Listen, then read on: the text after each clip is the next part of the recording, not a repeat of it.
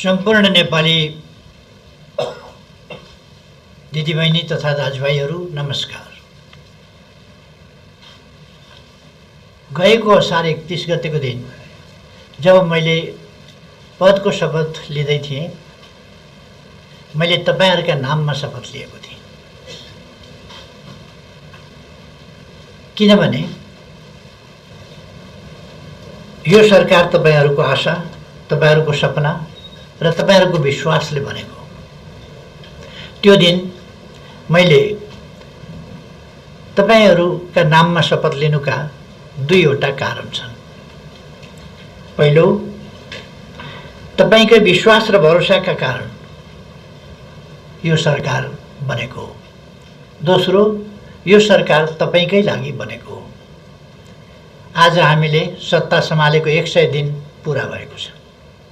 तर म यहाँ तपाईहरुलाई तथ्याङ्कको लामो सूची सुनाउँदै छैन, किनकि अंकहरू आफैमा के हुन् र वास्तवमा महत्त्वपूर्ण कुरा भनेको ती अंकहरूले छोएका जीवन, हल्का बनाएका पीडा र देखाएका सुन्दर भविष्य हुन्।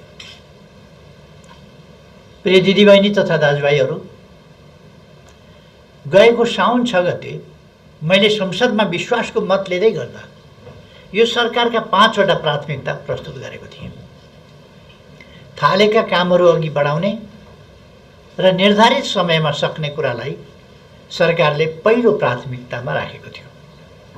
पहिलो 100 दिनमा हामीले कुन मन्त्रालय अन्तर्गत के काम थालेका छौं र ती थालिएका कामहरू कसरी समयमै सम्पन्न गर्ने भन्ने बारे योजना बनाई कामको प्राथमिकता तोक्यौं र त्यसैको आधारमा प्रधानमन्त्री र मन्त्रीहरूका बीच कार्य सम्पादन सम्झौता गर्यौं।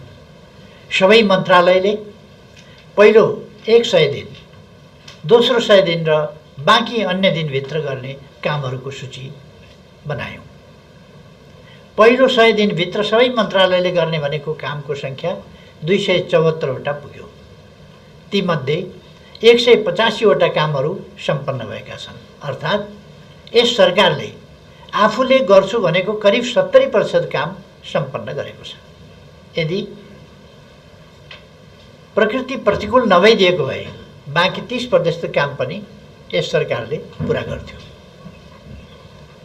प्रिय दिदीबहिनी तथा दाजुभाइहरू, जब म नयाँ प्रधानमन्त्रीको रूपमा शपथ लिँदै थिएँ, त्यसको केही दिन अघिदेखि नै हामी त्रिशुली नदीको सिमलतालमा तीर्थयात्री बोकेको बस यात्रुसहित बेपत्ता भएको दुःखद घटनाबाट शोकमा थियौँ। त्यसैको केही दिनपछि सौर्य विमान दुर्घटना, नुवाकोटमा हेलिकप्टर दुर्घटना र भारतीय पर्यटक बस दुर्घटना भयो। गएको असोज 10 देखि 13 गते अकल्पनीय बाढी पहिरोको चपेटामा मुलुक पर्यो। यसै अवधिमा देशभर 7135 वटा विभिन्न प्रकारका विपदजन्य घटनाहरू भए। प्राकृतिक विपत्तिले धनजनको ठूलो क्षति गर्यो। कृषि बाली, पशु चौपाया एवं सडक, पुल, खानेपानी, सञ्चार, विद्यालय, विद्युत लगायतका संरचनामा ठूलो नोक्सानी पुग्यो। विपत्तिबाट प्रभावित नागरिकहरूको परिवारहरूलाई तत्काल उद्धार राहत, अत्यावश्यक भौतिक पूर्वाधार र सेवाको सञ्चालनलाई प्राथमिकतामा राखेर हामीले काम अघि बढायौँ। पीडित परिवारको राहत,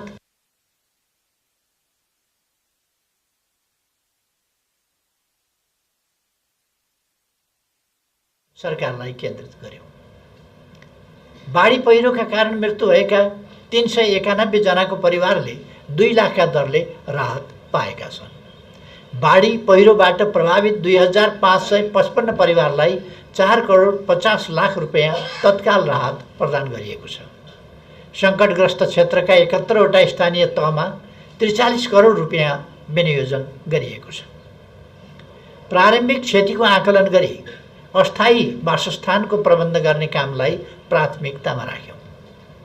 हामी अहिले बाढी पहिरोले क्षति पुर्याएका भौतिक संरचनाहरूको निर्माणका कार्ययोजना सहित काम गरिरहेका छौं। संकटग्रस्त क्षेत्र घोषणा गरिएका जिल्लाको खानेपानी, विद्युत, सडक, सञ्चार लगायतका अत्यावश्यक सेवा 15 दिनभित्र सञ्चालनमा ल्याउन जिल्ला विपद व्यवस्थापन कोष मार्फत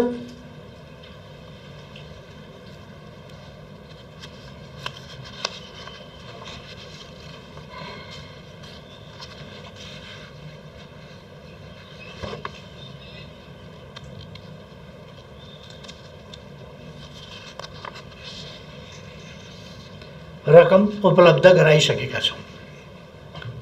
यही बीचमा नेपालीहरूको महान पर्व बडा दशैँ आयो। ठाउँ ठाउँमा बाटाहरू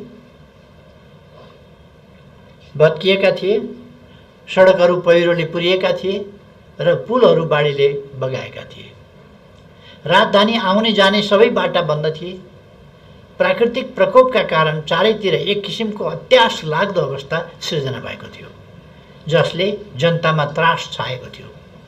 पहिले त मानिसहरू डराएका थिए, सडक नबन्दा वा जोखिमका कारण कतै घर फर्कन नपाउने हो कि भन्ने डर थियो।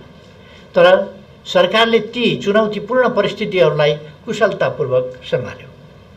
परिणामस्वरूप राजधानी आउने बाटाहरू चालु अवस्थामा पुर्याए। अब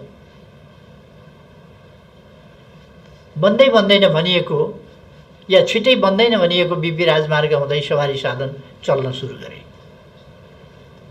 यस वर्षको दशैँमा पनि काठमाडौँ छोडेर घर फर्कनेको सङ्ख्या अघिल्लो वर्ष जस्तै करिब 8,14,246 पुग्यो।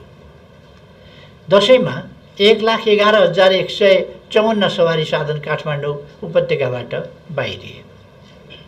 प्रिय दिदीबहिनी तथा दाजुभाइहरू, एक वर्ष अघि जाजरकोट, पश्चिम रुकुम, बझाङ, बाजुरा र डोटीमा भूकम्पले गहिरो चोट पुर्याएको थियो। ती स्थानहरूको पुनर्निर्माण कार्य त सुरु नै भइसक्नु पर्ने थियो, तर स्रोत व्यवस्थापनको लागि गर्नै पर्ने क्षतिको विस्तृत आकलन समेत भएको रहेनछ। अस्थायी बासको लागि दिइने 25,000 राहतमै पुनर्निर्माण कार्य अल्झिएको रहेछ। हामीले यस समस्यालाई समेत सम्बोधन गर्ने गरी विपद जोखिम न्यूनीकरण तथा व्यवस्थापन राष्ट्रिय परिषदको बैठकबाट क्षतिको विस्तृत आकलन पुरा गर्दै ती ठाउँमा स्थायी निजी आवास पुनर्निर्माणको काम अगाडि बढाउन आवश्यक बजेट 15 दिनभित्र उपलब्ध गराउने निर्णय गरिसकेका छौँ। हाम्रो उद्देश्य पीडित जनताको जीवनमा स्थिरता र सुरक्षा फिर्ता ल्याउनु हो। अब एक वर्ष अघिको भूकम्पले क्षतिग्रस्त भएका घरहरू र यस वर्षको बाढी र पहिरोले पीडित नागरिकहरूको आवास पुनर्निर्माण सँगसँगै अघि बढ्नेछ। दिदीबहिनी तथा दाजुभाइहरू, प्राकृतिक विपत्तिले सरकारको कामलाई केही समय धिमा त बनायो, तर सरकार सम्हालिँदै अघि बढ्यो। लामो समयदेखि 35 जिल्लाका 30 लाखभन्दा बढी किसानहरू दुधको भुक्तानी नपाएर कठिनाइमा थिए। बितेको 100 दिनमा लगभग 15 लाख दुग्ध किसानले भुक्तानी पाएका छन्। उनीहरूले पाउने रकम भुक्तानीका लागि सरकारले 60 करोड रुपैयाँ निकासा गरेको थियो। त्यसैगरी करिब 75,000 उखु किसानहरू जसले वर्षौंदेखि आफ्नो पसिनाको मूल्य पाउन सकेका थिएनन्, उनीहरूले पनि आफ्नो अनुदान बापतको भुक्तानी पाइसकेका छन्। कृषि बाली तथा पशुधन बीमामा समावेश भएका हजारौं कृषकहरूले पनि अब राहतको श्वास फेरेका छन्। बितेको 100 दिनमा तिनीहरूको बीमा बापतको भुक्तानी गर्न 80 करोड रुपैयाँ बीमा प्राधिकरणको खातामा पठाइएको छ। हिउँदे बालीका लागि चाहिने रासायनिक मलको बन्दोबस्त गरिसकिएको छ। हामीले संसदमा भनेका थियौँ, निर्माण सम्पन्न गरेर भुक्तानी पाउन नसकेका निर्माण व्यवसायीहरूलाई समयमै भुक्तानी दिनेछौँ। निर्माण व्यवसायीहरूले पाउनुपर्ने मध्ये सङ्घीय मन्त्रालयहरूबाट 6 अरब 75 करोड रुपैयाँ यस अवधिमा भुक्तानी पाइसकेका छन्। दिदीबहिनी तथा दाजुभाइहरू, संसदबाट विश्वासको मत लिने बेला प्रस्तुत गरेको अर्को प्राथमिकता थियो उद्यमशीलताको प्रवर्धन। काम गर्ने युवाहरूलाई देशमा केही अवसर छैन, विदेश नै भासिनुपर्छ भन्ने समाजमा जबरजस्त भाष्य छ। उद्योग मन्त्रालयले 165 जना युवाहरूलाई खुला आवेदनको माध्यमबाट बिना धितो 25 लाख रुपियाँसम्मको स्टार्टअप कर्जा प्रवाह गरेको थियो। ती युवाहरूले आफ्नो व्यवसाय सञ्चालन गरेर कर्जाको सामा ब्याजको किस्ता भुक्तानी समेत सुरु गरेका छन्। यस वर्ष 5158 जना उद्यमीले स्टार्टअप कर्जाका लागि प्रस्ताव पेश गरेका छन्। प्राप्त प्रस्तावहरूमध्येबाट स्टार्टअप उद्यमी छनौट गरी पुष मसान्तभित्र कर्जा प्रवाह गर्ने तयारी गरिएको छ। दिदीबहिनी तथा दाजुभाइहरू, संसदबाट विश्वासको मत लिँदै गर्दा मैले भनेको थिएँ, कुनै पनि कालखण्डमा भएका भ्रष्टाचार र जो कोही भ्रष्टाचारी उप कानुनी कारबाही अघि बढाउनेछौँ। जोसुकै भए पनि सहकारी ठगलाई कानुनी कारबाही गर्नेछौँ। आज यहाँ उभिएर म यो भन्ने ठाउँमा आइपुगेको छु, सर्वसाधारणले सहकारीमा जम्मा गरेको रकम अपचलन र ठगी गर्नेहरूलाई सरकारले कानुनी कारबाहीको दायरामा ल्याएको छ र ल्याउँदैछ। सहकारी ठगी गर्ने व्यक्तिहरूमाथि कानुनी कारबाही अघि बढेको छ। हालसम्म 600 भन्दा माथिलाई कानुनी कारबाही गरिएको छ। 575 भन्दा बढी त जेलमै छन्। सहकारी ठगहरूलाई कारबाही गर्ने मात्र होइन, बचतकर्ताको बचत फिर्ता गर्नका लागि आवश्यक पर्ने सहकारी प्राधिकरण ऐन तर्जुमा गर्ने र सहकारी कर्जा सूचना केन्द्र तथा ऋण असुली न्यायाधिकरण स्थापना गर्ने काम पनि सँगसँगै अघि बढाइँदैछ। भ्रष्टाचार नियन्त्रण र सुशासन एकछिनको हल्लाबाजी र सुटिङ गरेर देखाउने विषयवस्तु होइन। यसले सुशासनको प्रणालीका रूपमा गति लिनुपर्छ।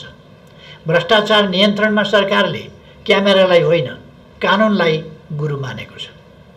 भ्रष्टाचारी समातियो भन्ने केही समय हल्ला मच्चिने, तर परिणाममा भ्रष्टाचार बढ्दै जाने खालको अवस्था होइन। परिणाममा भ्रष्टाचार नियन्त्रण हुने कानुनी प्रणाली स्थापित हुने पद्धति बसाल्ने हाम्रो प्राथमिकता छ।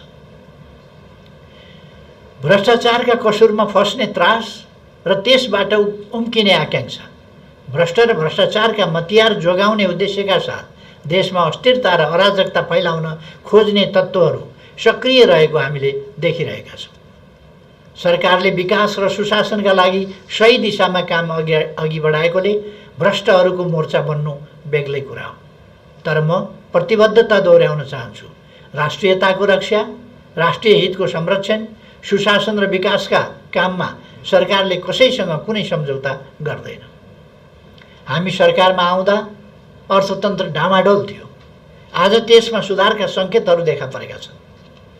निजी क्षेत्रकै माग बमोजिम अर्थतन्त्र सुदृढीकरणका लागि आर्थिक सुझाव आयोग जस्ता महत्त्वपूर्ण आयोगहरूको गठनले व्यवसायीहरूमा आत्मविश्वास पलाउँदै गएको छ।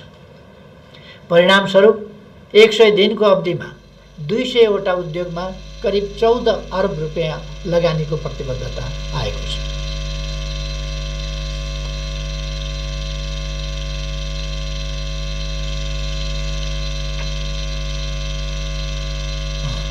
अन्तर्राष्ट्रिय स्वतन्त्र विज्ञ संस्थाबाट नेपालको सार्वभौम साख मूल्याङ्कन क्रेडिट रेटिङको कार्य अन्तिम चरणमा पुगेको छ। लामो समयदेखि गिरेको शेयर बजार प्राकृतिक विपत्तिको प्रतिकूलताका बीचमा पनि प्रगतिकै लयमा छ।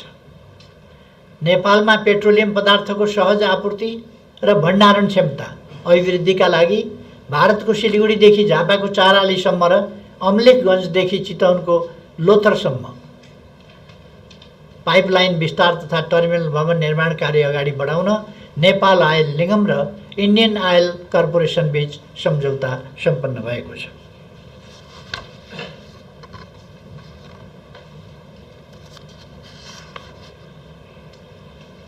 वस्तु, सेवा र प्रक्रियाको गुणस्तरलाई सुनिश्चित गर्न मापदण्डको आवश्यकतालाई ध्यानमा राख्दै नेपाल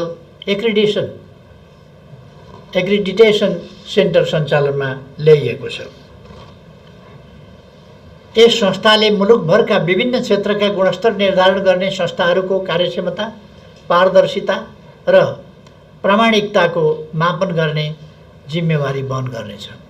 चालु आर्थिक वर्षको असोजसम्ममा असोज मसान्तसम्ममा सङ्घीय सरकारी खर्च गत आर्थिक वर्षको सोही अवधिको तुलनामा केही प्रतिशतले वृद्धि भई करिब 329 अर्ब रुपियाँ पुगेको छ। कुल राजस्व परिचालन 13.3% वृद्धि भई करिब 248 अर्ब रुपियाँ पुगेको छ।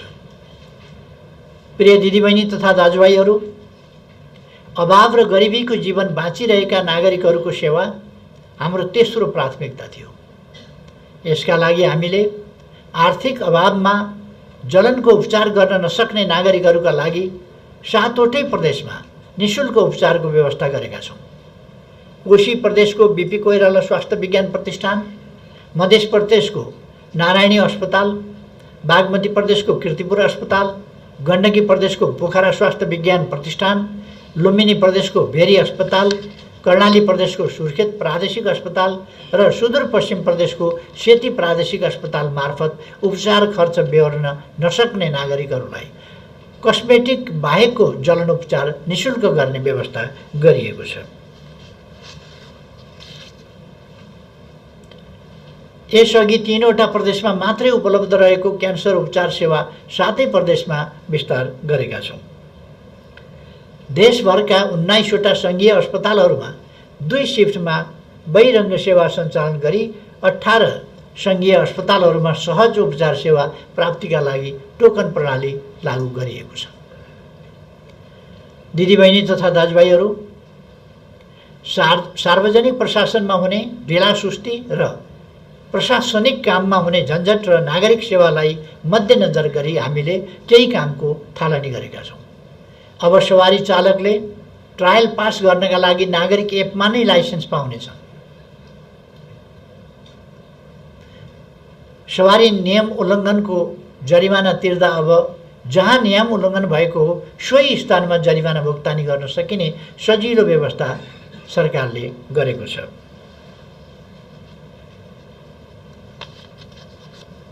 कुनै पनि सरकारी सेवा लिन कार्यालय धाउनु नपर्ने, कर्मचारी भेट्नु नपर्ने र घरमै बसेर सबै सेवा लिन सक्ने व्यवस्था गरेका छौँ। व्यवस्था गर्दैछौँ। यसले सेवा प्रवाहमा हुँदै आएको झन्झट अन्त्य हुने र सुशासन प्रवर्धनमा सहयोग पुग्नेछ। सरकारी कार्यालयमा कामका फाइलहरू अड्काउने, कामको समयावधि लम्ब्याउने र यसबाट सेवाग्राहीले दुःख पाउने स्थितिबाट मुक्त गर्न क्युआर कोड मार्फत फाइल मुभमेन्ट ट्र्याकिङ गर्ने प्रणाली परीक्षणका रूपमा सुरुवात गरेका छौँ। अब तपाईले सरकारी अफिसमा हुने तपाईको आफ्नो कामको जानकारी मोबाइलबाटै पाउनुहुनेछ। लगानीकर्ताको भौतिक उपस्थिति बिना कुल पुँजी 50 करोड रुपियाँसम्मको विदेशी लगानी स्वचालित प्रणालीबाट तुरन्त स्वीकृतिको प्रमाणपत्र प्राप्त गर्न सक्ने गरी उद्योग विभागमा स्वचालित मार्ग कार्यान्वयनमा आएको छ। नेपाल ल्यान्ड इन्फर्मेसन सिस्टम लागू भएका 58 नापी कार्यालयमा अनलाइन मार्फत सेवा ट्र्याकिङ प्रणाली लागू भएको छ। नेपालभरका 267वटा मालपोत कार्यालयमा ज्येष्ठ नागरिक, अपाङ्ग, अशक्त नागरिकले लाइनमा नबसी सेवा प्राप्त गर्ने गरी व्यवस्था गरिएको छ। वैदेशिक रोजगारीमा मृत्यु भएकाहरूको परिवारलाई यसअघि दिने गरिएको क्षतिपूर्ति रकम रु 7 लाखबाट रु 10 लाख पुर्याइएको छ। बिरामी उपचार खर्च पाएर मृत्यु भएकाहरूले क्षतिपूर्ति नपाउने यसअघिको व्यवस्थाको सट्टा उनीहरूको परिवारलाई पनि रु 10 लाख उपलब्ध गराउने व्यवस्था गरिएको छ। विदेशमा रोजगारी अनुमति प्राप्त नभएकाहरू र यस वर्षको सेप्टेम्बरभित्र विदेशमा रहेकाहरूले नेपाली नियोगमा आवेदन दिएमा उनीहरूलाई वर्क पर्मिट उपलब्ध गराउने व्यवस्था गरिएको छ।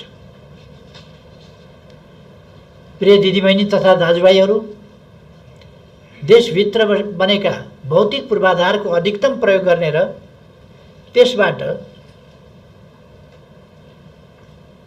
त्यसबाट लाभ लिने यस सरकारको घोषित नीति हो। त्यसैले राम्ररी सञ्चालनमा नआएका अन्तर्राष्ट्रिय विमानस्थलको प्रयोग बढाउन यस सरकारले ठोस कदम चालेको छ। भैरवा र पोखरामा फ्लाइट आकर्षित गर्न भैरवा र पोखराका लागि हवाई इन्धनको मूल्यमा प्रति लिटर $0.37 कम गरी अन्तर्राष्ट्रिय उडानको प्रबन्ध गर्न सफल भएका छौँ। अब आउँदो कार्तिक 24 गतेदेखि दुबईदेखि भैरवासम्म र काठमाडौँ हुँदै भैरवादेखि दुबईको उडान सुरु हुनेछ। फ्लाइ दुबईले हप्ताको 7 दिन दुबई र भैरवा एवं काठमाडौँ हुँदै भैरवा र दुबई बीच उडान भर्नेछ। जजिरा एयरवेजले हप्ताको 3 दिन भैरवा र कुवेत एवं कुवेत र भैरवा बीच सिधा उडान भर्ने कार्यतालिका स्वीकृत भएको छ। क्रिकेट मैदान भएको तर आवश्यक पूर्वाधार नभएको गुनासोलाई सम्बोधन गर्न सरकार गठन भए लगत्तै हामीले 300 दिनभित्र कीर्तिपुरको क्रिकेट मैदानमा फ्लड लाइट जोड्ने, स्कोर बोर्ड राख्ने र राति पनि खेल्न मिल्ने गरी रङ्गशाला बनाउने निर्णय गरेका थियौँ। कीर्तिपुर क्रिकेट रङ्गशालामा फ्लड लाइट जडान र प्यारापिट निर्माण गर्न शहरी विकास मन्त्रालय र राष्ट्रिय खेलकुद परिषद बीच समझदारी भई काम सुरु भएको छ। नेपालले आफूलाई चाहिने भन्दा बढी उत्पादन गरे पनि विद्युत ऊर्जा बिक्री गर्न सक्ने सम्भावनामाथि निकै प्रश्न उठ्ने गरेको छ। तर गत 100 दिनको अवधिमा बङ्गलादेशमा 40 मेगावाट विद्युत निर्यातका लागि त्रिपक्षीय विद्युत बिक्री सम्झौता भएको छ। प्रिय दिदीबहिनी तथा दाजुभाइहरू, अग्रज पुस्तादेखि आजको पुस्तासम्मको लामो सङ्घर्षले संविधान सभा मार्फत हाम्रो संविधान जन्मियो, जसले देशलाई नयाँ दिशामा अग्रसर गर्यो। सरकारले संविधान दिवसलाई राष्ट्रिय दिवसका रूपमा मनाउने निर्णय गरे पनि विगतका वर्षहरूमा यो दिवस सरकारी औपचारिकतामा सीमित सरकारी कार्यक्रम जस्तो मात्रै रहँदै आएको थियो। यस वर्ष भने सरकारको प्रयासले पहिलोपटक नागरिक स्तरमा व्यापक जनसहभागिता सहित संविधान दिवसलाई एक उत्सवमय र उल्लासपूर्ण रूपमा मनाइएको छ। समाजका हरेक तबका, वर्ग, क्षेत्र, पेशा र व्यवसायबाट सहभागी भएको खुसी यहाँ म तपाईहरुसँग बाँड्न चाहन्छु। यस वर्षको संविधान दिवसमा पहिलोपटक नेशनल डे कन्सर्ट आयोजना गरियो, जहाँ विभिन्न विधाका कलाकार, नवयुवाहरू र सबै पेशाका प्रतिनिधिहरूले एकसाथ भेला भई संविधान दिवसमा खुसी साट्ने मौका पाए। यसरी राष्ट्रिय दिवसलाई हामीले जनताको उत्सवको रूपमा परिणत गर्यौं। दाजुभाइ तथा दिदीबहिनीहरू, पछिल्ला 100 दिनमा महत्त्वपूर्ण प्रगति हासिल भएका छन्। फास्ट ट्र्याकको मकवानपुरको धोद्रे सुरुङ ब्रेक थ्रु भएको छ। नागढुङ्गा मुख्य सुरुङको लाइनिङ पनि सफलतापूर्वक सम्पन्न भएको छ। रूपन्देहीको सिद्धबाबा सुरुङमा उल्लेखनीय प्रगति भएको छ, जहाँ 396.85 मिटर सुरुङ खन्ने काम मात्र 100 दिनभित्र पुरा भयो र अहिलेसम्म 647 मिटर सुरुङ खनिएको छ। सडक निर्माण र मर्मतका क्षेत्रमा पनि ठूला उपलब्धिहरू हासिल भएका छन्। बितेको 100 दिनमा 4038 किलोमिटर सडक मर्मत गरिएको छ र 32.5 किलोमिटर सडक कालोपत्रे गरिएको छ, जसले यातायातलाई थप सहज र सुरक्षित बनाएको छ। ऊर्जा उत्पादनको क्षेत्रमा माथिल्लो त्रिशुली ए, त्रिशुली 3A जलविद्युत आयोजनामा 2वटा टर्बाइन सहित मेकानिकल पार्ट्सको मर्मत सम्भार गरी 30 मेगावाट विद्युत उत्पादन सुरु भएको छ। साथै चिलिमे हब GIS सब स्टेसन र त्रिशुली हब हाइब्रिड GIS सब स्टेसन पनि सञ्चालनमा आएको छ, जसले देशको विद्युत प्रणालीलाई थप सुदृढ बनाएको छ। विषय त सानै होला, तर खास ठाउँको लागि महत्त्वपूर्ण छ। देशभरका 753 पालिका मध्ये सैपाल गाउँपालिका एकमात्र यस्तो स्थानीय तह थियो जहाँ वित्तीय संस्थाको पहुँच थिएन। प्राविधिक रूपमा असम्भव मानिएको उक्त गाउँपालिकामा जब वाणिज्य ब्याङ्कको शाखा स्थापना भयो, करिब 500 घरधुरीका 3000 जनाले यसबाट प्रत्यक्ष लाभ पाउने अवसर प्राप्त गरेका छन्। त्यस्तै हुम्ला जिल्ला एकमात्र यस्तो जिल्ला थियो जहाँ फाइबर टु द होम सेवा अझै पुगेको थिएन। तर गत भदौदेखि यो सेवा पनि सञ्चालनमा आएपछि अब 77वटै जिल्लामा यस सुविधाको पहुँच पुर्याइएको छ, जसले दूरदराजका क्षेत्रहरूमा डिजिटल कनेक्टिभिटीको नयाँ युगको सुरुवात गरेको छ। प्रिय दिदीबहिनी तथा दाजुभाइहरू, कानुन वा नीति निर्माणको प्रगतिले सर्वसाधारणलाई प्रत्यक्ष त केही असर नपर्ला, तर तिनै नीतिहरू शासन र प्रशासनको आधारशिला हुन्। ती बिना राज्य चल्नै सक्दैन। यस अवधिमा विभिन्न मन्त्रालयसँग सम्बन्धित 4 दर्जनभन्दा बढी ऐन, नियम र कार्यविधिहरूमा सहमति प्रदान गरिएको छ। यस अवधिमा 17 वर्ष अघिदेखि थालनी भएको शान्ति प्रक्रियाका बाँकी कामलाई अन्तिम निष्कर्षका नजिक पुर्याउन हामी सफल भएका छौँ। त्यस सिलसिलामा सत्य निरूपण तथा मेलमिलाप आयोग ऐन 2071लाई संशोधन गर्न बनेको विधेयक सर्वसम्मतिबाट स्वीकृत र प्रमाणीकरण भएको छ। आयोग गठनका लागि सिफारिस समिति बनेको छ र त्यसले आयोग गठनको प्रक्रिया अघि बढाएको छ। लामो समयदेखि द्वन्द्व खेपेको हाम्रो समाजका लागि यो सुखद सन्देश हो। प्रिय दिदीबहिनी तथा दाजुभाइहरू, यस सरकारमा तपाईहरूले विश्वासका साथ चुनेका संसदका प्रमुख 2 दल नेपाली कांग्रेस र नेकपा एमाले छन्। अरू दलहरू पनि यसमा सामेल हुनुहुन्छ र मैले सरकारको नेतृत्व गरिरहेको छु। यी दुवै दल नेपाली कांग्रेस र नेकपा एमाले लोकतन्त्रका लागि लामो सङ्घर्ष, योगदान र बलिदान गरेका तथा लामो इतिहास भएका दलहरू हुन्। यी प्रतिस्पर्धी दल त हुन्, तर जति बेला देश अप्ठ्यारो स्थितिमा हुन्छ त्यति बेला राजनीतिक स्थिरता, विकास, सुशासन दुवै दलका साझा प्रतिबद्धता छ। यी प्रतिबद्धता पूरा गर्न बिग्रिएको स्थितिलाई सही ठाउँमा ल्याउनुपर्छ। अफवाह, झुट, स्टन्ट र अराजकताले बिथोलेको सामाजिक जीवनलाई यथार्थमा आधारित, शान्त र सुसंस्कृत बनाउनु पर्दछ। हामीले हाम्रो छिमेक सम्बन्धलाई न्यायोचित र राष्ट्रिय हितमा अडिँदै पारस्परिक लाभ र सम्मानका आधारमा अघि बढाएका छौँ। हामी स्पष्टता, सुमधुर र उपलब्धिपूर्ण छिमेक सम्बन्ध, शान्तिपूर्ण, न्यायोचित र जिम्मेवार अन्तर्राष्ट्रिय सम्बन्धमा विश्वास गर्छौँ। विश्वका कतिपय भूभागमा भएका हिंसा र तनावबाट हामी चिन्तित छौँ।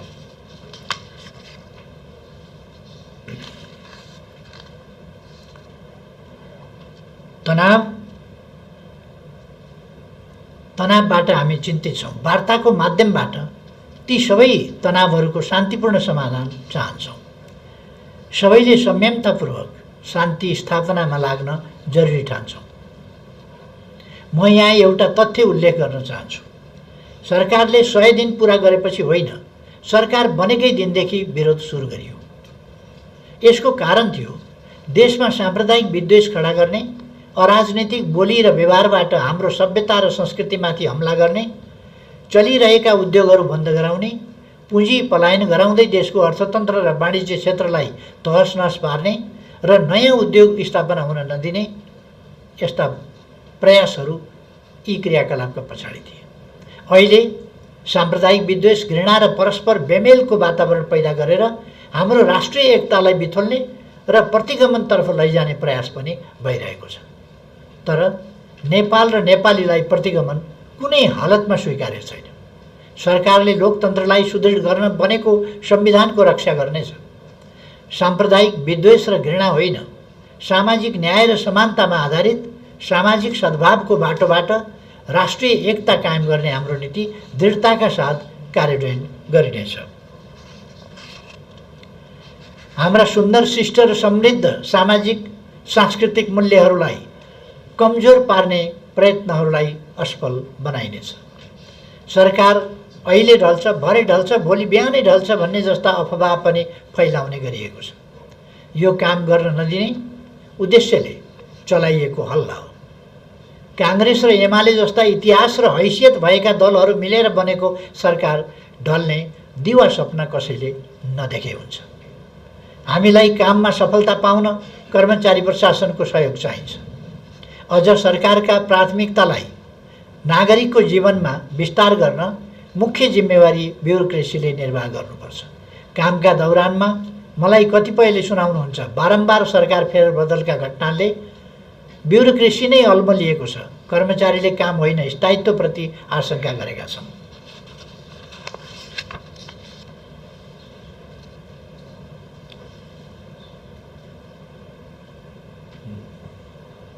त्यसरी सुनाइएका कुराहरूलाई मैले खण्डन गर्ने गरेको छु।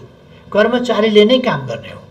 ब्युरोक्रेसीको नेतृत्व गरेका मुख्य सचिव र सचिवज्यूहरू यहीँ हुनुहुन्छ। उहाँहरू पनि मेरो भनाइसँग सहमत हुनुहुन्छ।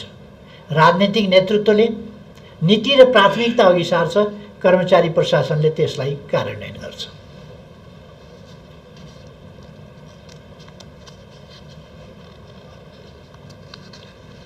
सीमित स्रोत साधन, विरासतमा प्राप्त भएको बिग्रदो आर्थिक अवस्था र अचानक आइपरेको प्राकृतिक विपदका बावजुद सरकारले नीति तथा कार्यक्रम र बजेटको कार्यान्वयनलाई शीघ्र, प्रभावकारी, नतिजामुखी र नागरिक मैत्री बनाउँदै कार्यान्वयन गरिरहेको छ। प्रिय दिदीबहिनी तथा दाजुभाइहरू, हामीलाई राम्ररी थाहा छ यो सरकारप्रति तपाईहरूको अपेक्षा उच्च छ। तपाईहरूको अपेक्षालाई पूरा गर्नु सरकारको दायित्व हो। तर यहाँनिर हाम्रो काम र अपेक्षा बीच सन्तुलन चाहिएको छ। हाम्रो सङ्कल्प असीमित भए पनि हामीसँग भएको स्रोत साधन सीमित छ। नागरिकको अपेक्षा मात्रै बढाए पुग्ने तर कामको जिम्मेवारी लिनु नपर्ने पक्षले समाजमा असन्तुष्टिको माहौल खडा गर्न खोजेको छ। मिलेर सामना गर्नु पर्ने राष्ट्रिय सङ्कटबाट पनि राजनीतिक लाभ लिन खोजिरहेको छ। तपाईहरूले यस कुरामा विचार पुर्याउनु पर्ने र हामीले आफ्नो कामको रफ्तार बढाउनु पर्नेछ। 100 दिन सकियो, अर्को 100 दिन र बाँकी अवधिमा गर्ने कामका योजनाहरू आजबाट सुरु हुन्छन्। बितेका 100 दिनमा हामीले विपत्तिका बीच पनि गरेका केही नवीन थालनी स्थिरता, सुशासन र विकासको लक्ष्यतर्फका पाइला हुन्। प्रिय दिदीबहिनी तथा दाजुभाइहरू, आउनुहोस् हाम्रो साझा लक्ष्य समृद्ध नेपाल, सुखी नेपाली तर्फ हाम्रो पाइला अघि बढाउँ।